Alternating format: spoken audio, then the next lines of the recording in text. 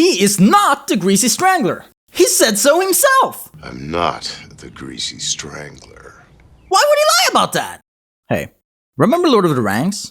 Remember Franco? Elijah Tree? Well, he produced this movie. And he might wear wigs in it. He doesn't. Move over, Citizen Kane. Big Ronnie's on the scene and he discos. Hear me out.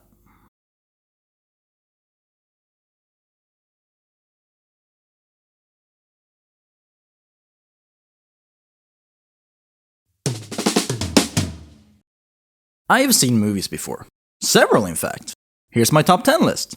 As you can see, this means nothing. I just like sharing lists. But I do like Tarantino. Fella knows how to make a frame. Look at this fucking scene. Or this. And in the last 20 years, I've seen at least 6 movies. Probably more. But I can say without a doubt, Greasy Strangler has the most interesting framing I've seen in a movie in a long time. Look at this wide shot. Look at this close-in. Look at this pan.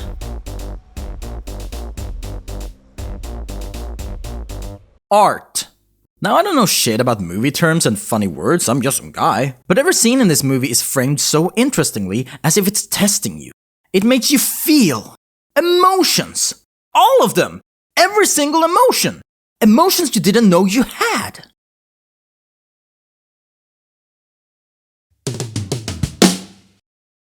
Now the movie immediately sets up this question, teasing you, challenging you, asking you, who is the Greasy Strangler?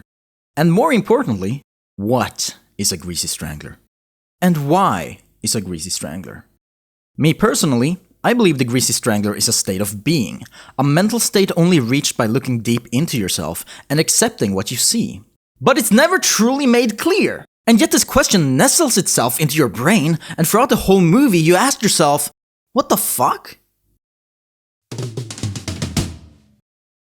Cinema and the industry of moving pictures have been in a downward spiral in recent years, and while technology has improved drastically, creativity has nosedived. Here's Ian McKellen having a mental breakdown while having to act all by his lonesome in front of a completely green set. The blue and orange color scheme has completely taken over artistry and become the new standard for color grading. Here's Harrison Ford in Blade Runner saying the N-word. In history books, he's the kind of cop used to call black men. Weird. But I believe the solution to this trend of mediocrity is simple. One weird trick that will revolutionize the world of cinema as we know it today.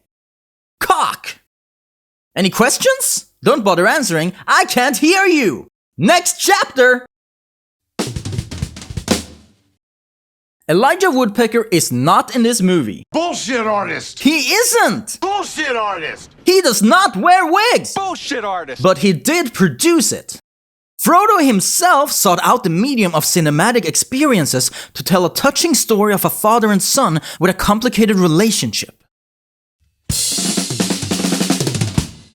Exploration of family bonds and the complexities of communication is nothing new in storytelling. Just like Oedipus wanting to smooch his mama, or James Lannister wanting to collapse on hysterical sheiks. But the story told within Greasy Strangler is the reconciliation and reconnect of a father and son, who themselves are unable to truly communicate.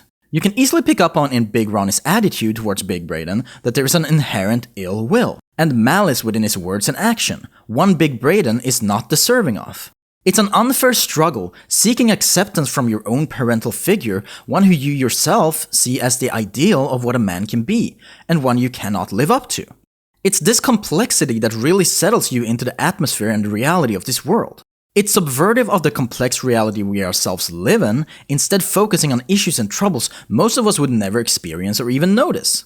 On my first watch, a lot of these themes and concepts went right over my head. But on my second watch through, I started noticing the smaller details, the words spoken between lines.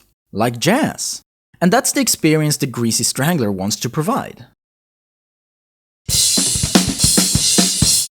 This movie came out in 2016, and yet it feels as fresh as anything that's come out since, touching on topics and themes that are still prevalent today. As Alan Menken once said, "Who is the monster and who is the man?" And that question I have not yet been able to answer. To me, the Greasy Strangler can both be the entrapment of emotions you're unable to release due to the reality of the world we live in, or the final freedom you gain by discarding the pressure and expectations society places upon you. In the end, we are all our worst enemy, but also our greatest friend. And in that regard, Are we not all the Greasy Strangler? Bye.